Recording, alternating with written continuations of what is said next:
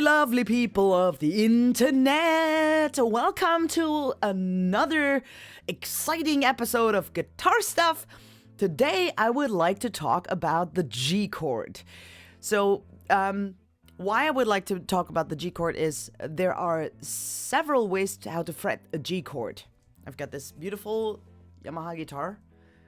You can see my ring light in that guitar. Ooh. Anyway, and I would like to talk about how to professionally fret a G chord. Here's why. There are different ways how to fret a G chord. For example, this is how most classical people learn how to play a G chord. Then you get to the bonfire G chord, which is pretty much fretted like this. And then there's the pro G chord, which is fretted like this. But why is that? Can you explain? Yes, I can. Okay, here's the story about the whole thing.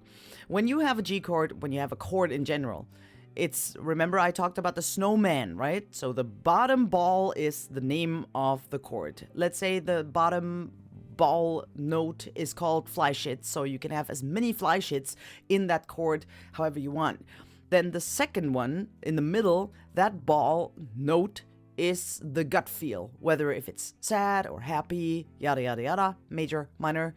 Watch another guitar episode where I talked about this in detail. And then there's the head. The head is the fifth, which just fills it up to make a difference between an interval. Two notes are one interval, three notes together played at one time are called a chord. And now here comes the thing. Why is there a difference in between this and that? And why is this more likely right? The reason for that is it stems from rules that you have when you want to write like a choir piece or a symphony. There are certain kind of rules how to position certain notes and certain lines. So if we speak about, let's say, a choir arrangement, that would be two voices for females, two voices or tracks for males. Female would be soprano and alto. Soprano is like hee, alto is like hee, and then you've got the same thing for the male voices, which is tenor and bass. Tenor is like oh, and bass is like ah.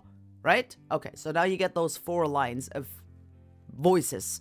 And when you write music for this arrangement, you have to follow certain rules. One of the biggest rules is when we look at the snowman of the chord,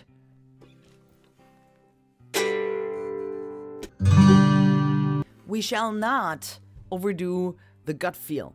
So you can have as many bottom key root notes as you want in your chord. Because the thing is, you have three different notes. Let's say, for example, you do a chord like G.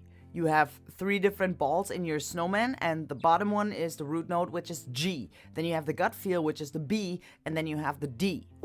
So if you have those three different notes, we still would play like 6 notes on the guitar, meaning you can double certain kind of notes.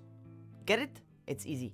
So if I fret the G, like, oh shit, you can't see it. I forgot my iPod. I don't know where my fucking iPod is. F-bomb. If you fret the G like this, or like this, right? Let's say here. You play 3 times the note G. Here, octave here, and then you have the open G string. Right? So you have 3 times G, cookie. Sit here.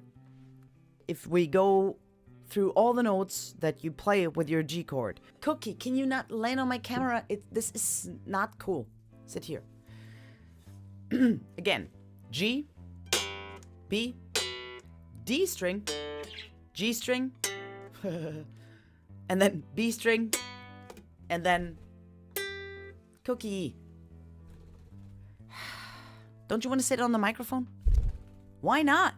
Anyway, so you have 3 times G,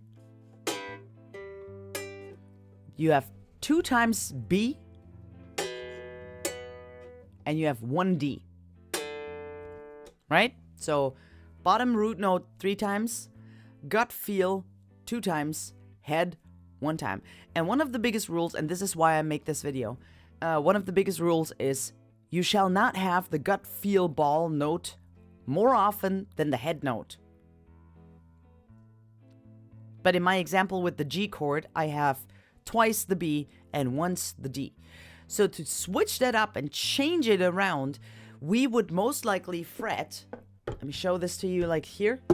You would have like G, B, D, G, and then we turn the B string from an open string to the 3rd fret, which is a D.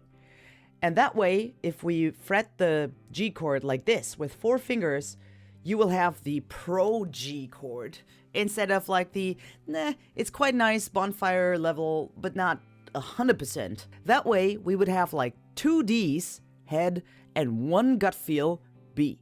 So that would give you, can you listen to that? Oh, sounds so professional. The rule says have less gut and more head. That's it. See you next week again. Bye!